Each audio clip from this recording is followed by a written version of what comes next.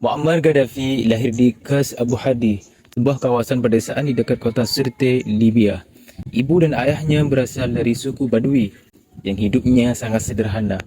Mereka tinggal dan bermukim di tenda-tenda kecil di gurun pasir. Gaddafi kecil yang hidupnya sederhana tapi dia mempunyai cita-cita yang tinggi. Dia belajar dan bersekolah. Gaddafi kecil sangat mengidolakan Presiden Mesir, Gamal Abdul Nasir. Dia sangat terkagum-kagum sama Presiden Mesir ini. Sampai akhirnya dia keluar dari universitas di Libya dan memutuskan untuk sekolah militer.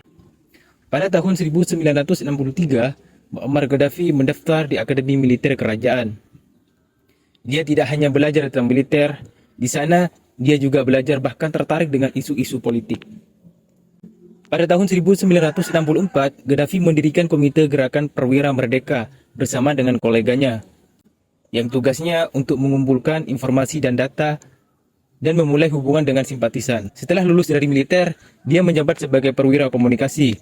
Dia juga pergi ke Inggris untuk menjalani pelatihan tambahan. Terus dia kembali lagi ke Libya pada tahun 1969. Pada saat itu, Libya masih dikuasai oleh Raja Idris pertama. Tapi banyak warga di sana yang tidak senang dengan kepemimpinan Raja Idris ini. Dikarenakan tingkat korupsi yang terus meningkat, penindasan, dan pemerintahannya yang sangat pro terhadap Israel dan negara-negara barat. Gaddafi merasa ada yang tidak beres nih di negaranya. Akhirnya pada tanggal 1 September 1969, Muammar Gaddafi memimpin 70 perwira lainnya untuk melakukan kudeta di saat Raja Idris pertama ada di luar negeri. Dan kudeta pun berhasil dilakukan.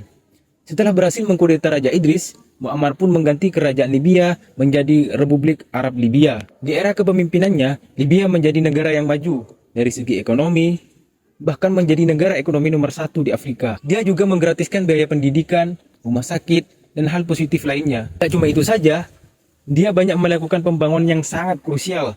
Salah satunya pembangunan proyek Great Man Made Drive, pembangunan sungai buatan yang khusus untuk mengalirkan air bersih ke pelosok-pelosok Libya. Singkat cerita, era Muammar Gaddafi ini runtuh setelah Libya menjadi negara Arab yang mengalami Arab Spring. Menurut histori, Arab Spring adalah rangkaian gerakan revolusi yang terjadi di negara-negara Arab, kayak Tunisia, Mesir, Bahrain, dan beberapa negara Arab lainnya. Gerakan ini bertujuan untuk menjatuhkan rezim diktator yang ada di negaranya masing-masing. Gerakan ini bermula di Tunisia pada tahun 2010 dan menjadi inspirasi bagi negara Arab lainnya untuk menurunkan diktator di negaranya masing-masing, termasuk di Libya sendiri. Menurut Al Jazeera, awalnya Libya nggak termasuk di list negara yang bakal ngalamin revolusi. Ya, karena memang Libya ini di bawah kepemimpinan Gaddafi ini sangat maju gitu dari segi ekonomi dan lain-lain. Jadi pada tahun 2011, revolusi Libya ini benar-benar terjadi. Awal mulanya pergerakan ini bermula di wilayah Libya bagian timur, khususnya di kota Benghazi, dan menyebar ke seluruh kota termasuk ibu kota Tripoli. Melihat kondisi ini, Gaddafi memutuskan untuk ngerahin pasukannya buat memukul mundur para demonstran dan para pemberontak. Gaddafi menggunakan senjata tajam, pesawat tempur, dan trek untuk memukul mundur para demonstran dan pemberontak ini. Responnya banyak para pejabat dan kedutaan besar di berbagai negara itu melakukan protes atas aksi Gaddafi ini yang dinilai sangat berlebihan gitu. Perang saudara pun semakin tidak terelakkan. Responnya, pengadilan internasional melakukan sanksi terhadap Libya, dari embargo ekonomi sampai membekukan aset-aset keluarga milik Gaddafi. Tapi hal ini tidak mengubah sedikit pun keadaan di Libya. Perang pro Gaddafi dan pemberontak masih berlanjut. Sampai akhirnya pemerintah berhasil ngambil alih semuanya.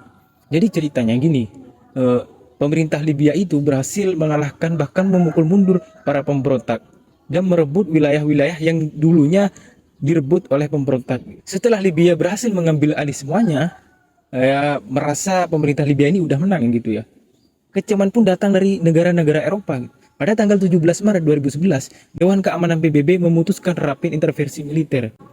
Ada yang janggal nih. Kenapa ya ketika Libya merasa menang gitu, kok ada intervensi dari negara Uni Eropa ini ya? Termasuk larangan zona terbang di Libya. Katanya biar warga sipil di sana aman gitu ya. Katanya. Faktanya, pada tanggal 19 Maret 2011, jet-jet tempur Amerika dan Uni Eropa ini ngeluncurin serangan ke Libya. Alasan mereka agar angkatan udara dan militer Libya bisa ditekan. Kondisi ini pun dimanfaatkan oleh kelompok pemberontak untuk menyerang balik pemerintah. Jadi, yang awalnya pemberontak ini kalah gitu, karena serangan mendadak dari Uni Eropa dan Amerika ini dimanfaatin oleh para pemberontak gitu untuk menyerang balik pemerintah. Pada tanggal 15 September 2011, PBB akhirnya resmi mengakui pemerintahan kelompok pemberontak. Dan pada tanggal 20 Oktober 2011, Gaddafi akhirnya tewas dibunuh oleh pasukan pemberontak di kampung halamannya di Sirte, Libya. Jadi sebenarnya banyak hal yang janggal sih sebenarnya terhadap pembunuhan dan juga kudeta terhadap Muammar Gaddafi ini. Kita akan membahas lebih spesifik lagi di video selanjutnya.